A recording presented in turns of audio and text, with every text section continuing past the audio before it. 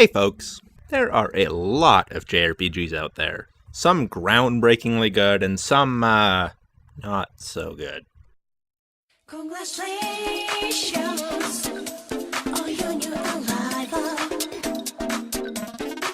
Congratulations on your new arrival. Oh. But there's one subgenre of this that I have a particular interest in. The tactical role-playing game, or TRPG. It's a fairly varied form of RPG, but it generally follows a few simple rules. First of all, a top-down perspective is you control a group of units. Generally, this takes place on a grid, but not always.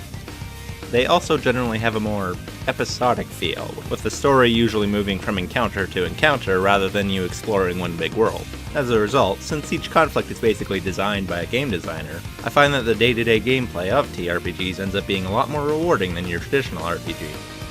So, today, I want to talk to you about the TRPG genre, show off some examples of some of the great games this formula has to offer, and try to shed just a little more light on the genre as a whole.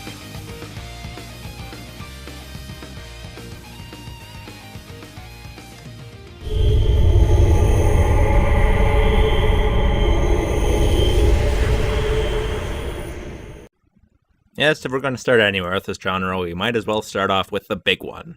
The one that everyone knows. The one that has been going for close to 30 years now and is still an extremely popular game both in the East and the West. The one that created most of the staples we still see in TRPGs to this day. I am of course talking about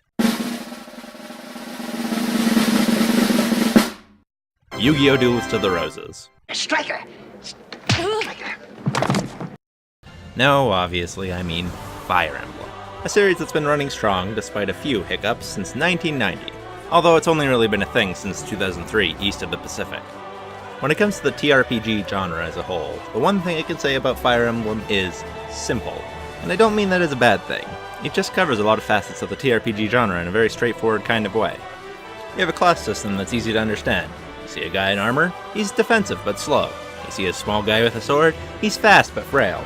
Pair that with an easy way to move units around the map, as well as an intuitive rock-paper-scissors style combat system, and you get an experience that's quick to jump into and fun to play. While it doesn't break any ground, the gameplay is fun but basic, and the plot is generally formulaic. Greetings, subjects, it is I, the Lord of Happy Pegasus Land. But, what's this? An unprovoked attack from those evil men from Angry Wyvern Mountain? Come, group of teenagers, we must stop them before they awaken the ancient dragon. It just has an ease of access that no other TRPG can boast. A lot of games in this genre tend to suffer from having a pretty slow boil to get going. But for Fire Emblem, whether you're fighting a group of bandits raiding a village, or an ancient dragon awakened by a prophecy, it all still just feels fun to beat. And that's about all I have to say on it. If you wanted an introduction on what the genre is like, you couldn't have a better entry point.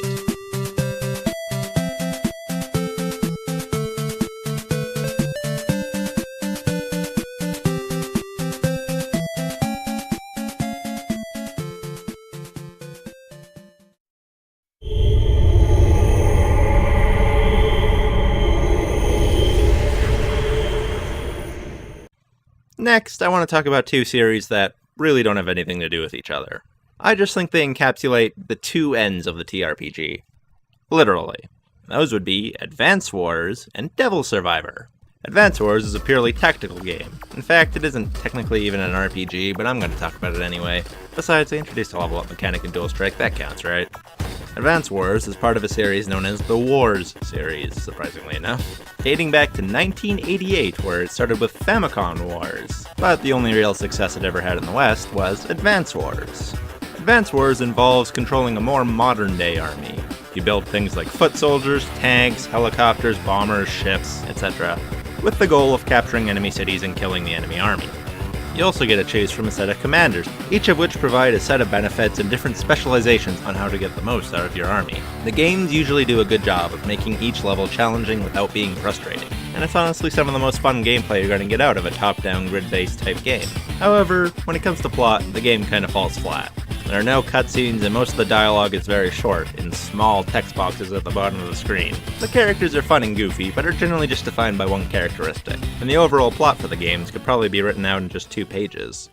At the other end of the spectrum, we have Devil Survivor, a game set in a semi-futuristic Tokyo, where you and a group of your friends have to escape, or stop, or take over a coming apocalypse, whatever you choose.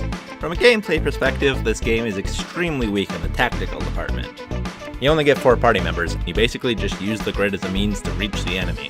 When you reach the enemy, it turns into a more traditional turn-based combat system, which the game is more focused on. But as far as the tactical elements go, it's very weak. But from a narrative perspective, the game has a lot going for it. An interesting premise, multiple endings, a lot of fleshed out characters, and a generally interesting plot to take in. Most of the things you associate with a good RPG. Both of these games have their own strengths and weaknesses, neither being better than the other. There's simply 2 takes on how you can enjoy the genre.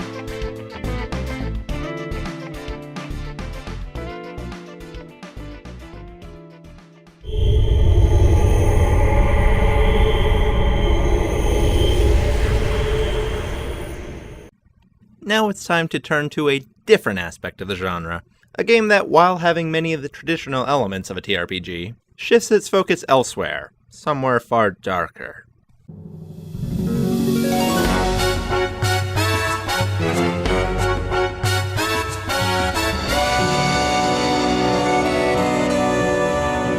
Disgaea was a series created in 2003 by Nippon Ichi Software, who have actually made a lot of interesting TRPGs, such as Phantom Brave, Makai Kingdom, and Soul Nomad vs. the World Eaters. But their biggest and most popular success was Disgaea. From the technical point of things, the game is pretty simple. You move your party out slowly across the map, kill everything you run into, and maybe solve the odd geo-puzzle. However, the game doesn't really focus on that aspect. Sure, it's there, and you can have a perfectly fine time just beating the game, but the game sells itself on something different. A little something called grind. Let's start with a pretty basic scenario. You finish the game, your party's around level 120, and you think, hey, I had fun, I want to keep playing. So you think, hey, maybe I'll max out my character. So, first of all, naturally, that means getting the max level. The small little number of 9,999. Now, the game does give you a number of ways to farm EXP, so getting to this won't be that hard. But once you reach level 999, you'll find that your stats aren't maxed, even if you have done a bunch of reincarnation bullshit that this game requires. No, to do that, you'll have to level up your weapons and armor. So, you spend hours in the item world searching for the ultimate weapon out of all the thousands of weapons that this game offers. Then, you go through hours leveling up that weapon until it's its max level, as well as leveling up all the innocents inside of it so that they're max level. But wait! Hopefully over this journey you've collected the millions of mana you need to upgrade all your skills to max level as well. Or if you're playing one of the earlier games, spend hours grinding each skill. This of course doesn't account for all the facilities and court cases that you've had to upgrade and go through in order to make this whole process smoother. But now you can stand tall and proud. You've finally perfected your character. Now all that's left is to just do the other 9 characters and all their equipment and skills.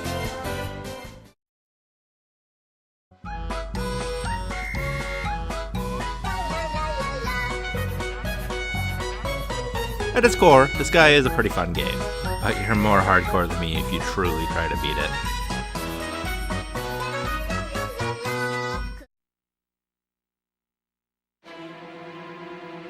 What's this? It would appear that we're entering the lightning round.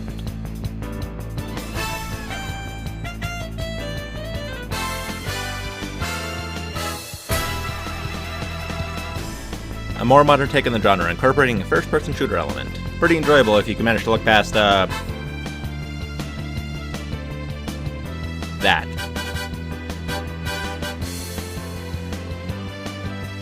Another long-running series, boasting exactly 6.3 billion titles. Never really gotten into it, but hey, if you like mecha, it's probably for you. Also, the soundtrack is pretty kick-ass.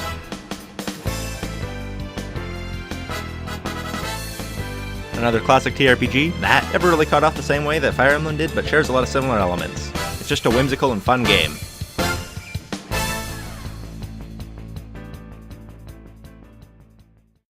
Hey, Executive A. Yes, Executive B? You know that long-staring series you have about feuding feudal Japan? Nobunaga's ambition, of course. Well, you know what would really spice that up? Pokemon. My god.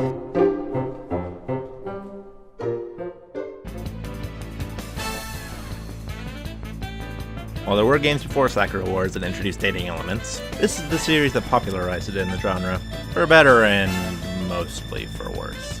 But on its own, it's a pretty good series.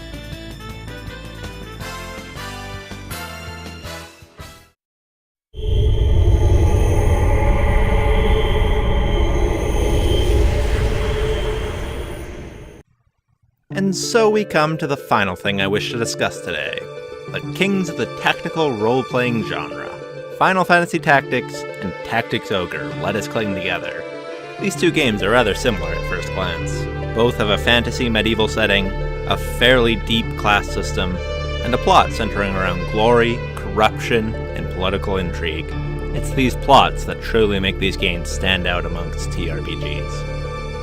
Final Fantasy Tactics has some of the greatest character stories I've ever seen. Watching Delita and Ramza start at the same point of wanting to stop all the corruption and greed that's going on in their world, but ending up with two completely different ideologies by the end of the game, is a story that still inspires me to this day. Tactics Ogre has one of the best settings I've ever seen. A world of clans, all vying for power over a continent. Forming alliances, breaking alliances, and all the poor common folk caught in the middle. Each of them I would consider a must-play if you're a fan of the TRPG genre, or just the JRPG genre in general. But they aren't without their faults. Final Fantasy Tactics combat is kinda slow, and you only ever get to use 5 characters at a time. There also are some ridiculously broken classes that make the endgame extremely easy. Tactics Ogre, on the other hand, while a lot stronger I think in the gameplay department, falls a bit short on the plot side. The main character, Denim in particular, is rather bland, as the game has multiple endings and he has to look like he has made any of the choices before. The game can also be a little difficult to follow your first time through, as a lot of the clan names I throw out don't really have a lot of meaning until you really get context for them. But these complaints are small, and don't take away from the fact that these games are amazing. Unfortunately, they're a little awkward to get nowadays because they're only on the PSP and the Vita, but if you can get your hands on them, they are certainly worth your time. And that, my friends, is just a few examples of this great genre known as the tactical role-playing game. There's a lot of great games out there, and I only hope that they continue to grow from here. So, this is Fire Scale 20, and I'll see you next time.